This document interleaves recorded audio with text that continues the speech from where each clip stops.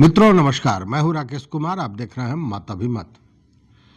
मित्रों, महाविद्यालयों में प्राचार्य की नियुक्ति, प्रधानाचार्य की नियुक्ति को लेकर एक बड़ा फैसला विश्वविद्यालय सेवा आयोग ने किया।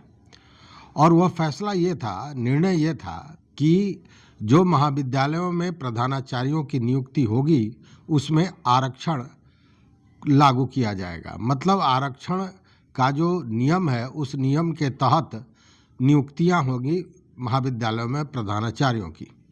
और यह निर्णय जैसे ही विश्वविद्यालय सेवा आयोग ने लिया कि इसके सामने नई नई चुनौतियां सामने आने लगी। और इसी को लेकर इस पूरे जो निर्णय है कि प्रधानाचार्यों के नियुक्ति में आरक्षण लागू किया जाएगा, इसको चुनौती देने पहुंच गए एक सामाजिक कार्यकर्ता और जो हाईकोर्ट के एडवोकेट भी हैं सतीश कुमार शर्मा। उन्होंने एक जनहित याचिका दायर की है पटना उच्च न्यायालय में इस फैसले के विरुद्ध में। ये जो जनहित याचिका है इसकी संख्या है 2011/2025 और इसमें उनका ये कहना है कि किसी भी एकल पद पर आरक्षण लागू करना विभिन्न न्यायिक निर्णयों के विरुद्ध है। मतलब एकल पद, एक ही पद होता है एक महाविद्यालय में, और वैसे में उसको आरक्षित करना या उसमें आरक्षण देना, यह कई जो नियम उच्च न्यायालय से कई उच्च न्यायालयों ने या सर्वोच्च न्यायालय ने दिया है उसके विरुद्ध नजर आता है। इसलिए उनका ये दावा है कि यह जो आरक्षण लागू करने की बात है यह विभिन्न न्यायिक निर्णयों के विरुद्ध नजर आती है। और इसको लेकर विभिन्न विधिक विषयों को उठाते हुए जो याचिकाकर्ता हैं सुनील कुमार शर्मा, उन्होंने कहा कि इस नीति से न केवल शैक्षणिक गुणवत्ता पर असर पड़ेगा, प्रभावित होगा, बल्कि यह संवैधानिक और विधिक दृष्टिकोण से भी अनुचित है। मतलब जो कि यह जो प्रावधान किया गया है इससे केवल शैक्षणिक गुणवत्ता ही प्रभावित नहीं होगा, उसके साथ ही यह जो पूरा मामला है यह संवैधानिक रूप से और विधिक दृष्टिकोण से भी अनुचित है, गलत है।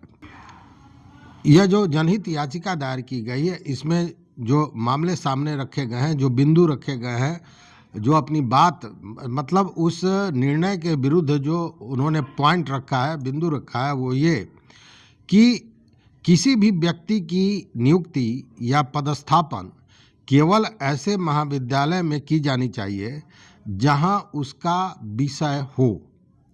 मतलब कि प्रधानाचार्य जो होता है बेसिकली वह शिक्षक होता है।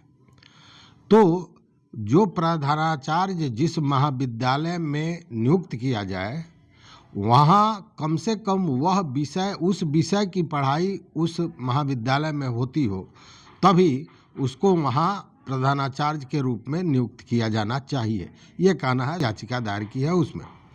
चूँकि जो शिक्षक होते हैं वही प्रधानाध्यापक बनते हैं और शिक्षक का अपना ही विषय उस महाविद्यालय में नहीं हो तो फिर शिक्षा की गुणवत्ता को कैसे आंका जा सकता है, कहीं कैसे सही रखा जा सकता है। दूसरी बात उन्होंने यह भी कही कि कला एवं विज्ञान महाविद्यालयों को प्रधानाचार्य पदों का एकीकरण अवैध है। मतलब विज्ञान, आर्ट्स कॉलेज और साइंस कॉलेज सारे को जो एकीकरण कर दिया गया प्रधानाचार्यों के नियुक्ति को लेकर, इसको भी उन्होंने गलत बताया। उनका ये कहना है कला महाविद्यालयों के प्राचार्य पदों की विज्ञान या बहुसंकाय महाविद्यालय के साथ मिलाना विधि सम्मत नहीं है। मतलब कला, वाणिज्य और बहुसंकाय के जो महाविद्यालय हैं सारे को एक साथ एकीकृत कर दिया जाए अगर, तो यह सही नहीं है, यह कहीं ना कहीं अनुचित हो रहा है। यह भी उन्होंने कहा। मतलब एकल पद पर आरक्षण जो देने की बात की जा रही है यह संवैधानिक सिद्धांतों के विरुद्ध है। उन्होंने यह भी याचिका में यह भी कहा गया है कि उच्चतम न्यायालय एवं विभिन्न उच्च न्यायालयों के पूर्ववर्ती निर्णयों के तहत एकल पदों पर आरक्षण करना अनुचित है और यह न्यायिक रूप से असंगत है। तो उन्होंने यह बात कही कि ऑलरेडी ऐसे मामलों के लिए एकल पदों के आरक्षण के लिए सर्वोच्च न्यायालय से लेकर कई उच्च न्यायालयों ने इस तरह का निर्णय दिया है कि यह न्यायिक रूप से असंगत है और ऐसा नहीं होना चाहिए। और इसका सबसे बड़ा असर पड़ता है कि जो योग्य उम्मीदवार हैं उनके अधिकारों का हनन होता है। मतलब आप आरक्षण कर दिया, अब आरक्षण करने के बाद जो योग्य व्यक्ति है वो हो सकता है छूट जाए और आरक्षण के तहत कोई दूसरा व्यक्ति उस पद पर चला जाए। और ऐसा जैसा उन्होंने कहा कि सर्वोच्च न्यायालय से लेकर उच्च न्यायालय तक इस तरह का निर्णय पहले भी आ चुका है। इस मामले की सुनवाई जो पटना हाई कोर्ट के माननीय न्यायाधीश हैं आशुतोष कुमार एवं माननीय न्यायाधीश पार्थ सारथी के बेंच में हो रहा था और उन्होंने विश्वविद्यालय सेवा आयोग को शपथ पत्र दाखिल करने के लिए कहा है और इसके लिए 2 सप्ताह का समय दिया गया है।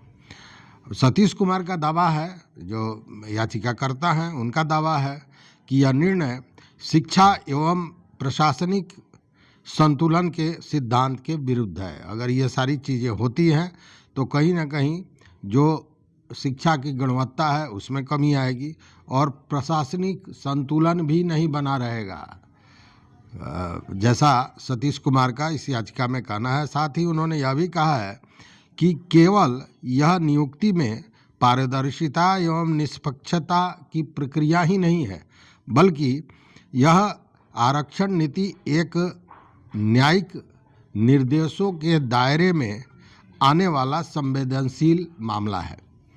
कहने का मतलब है कि आप अगर इस तरह का आरक्षण देकर और कह रहे हैं कि हमने पूरे तरह इसको पारदर्शी रखा है और इसमें कहीं कोई घाल मेल नहीं है, तो ऐसा नहीं है। चूँकि यह केवल एक नियुक्ति की प्रक्रिया नहीं है, आरक्षण एक संवेदनशील मामला है और इसके लिए एक न्यायिक प्रक्रिया बनी हुई है, एक नियमावली बनी हुई है, इसी के आधार पर आरक्षण दिया जाता है।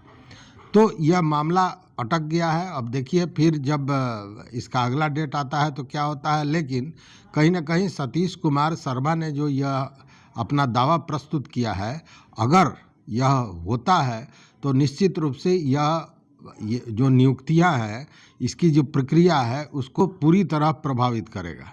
और ऐसा माना भी जा रहा है, जैसा लोग कह रहे हैं, कि इस मामले में न्यायालय का कहीं ना कहीं सकारात्मक निर्णय होगा सतीश कुमार शर्मा के पक्ष में और यह भविष्य में जो ये शिक्षा संस्थान हैं उनके नियुक्ति की प्रक्रिया को कहीं ना कहीं बहुत गहरे प्रभावित करने वाला है।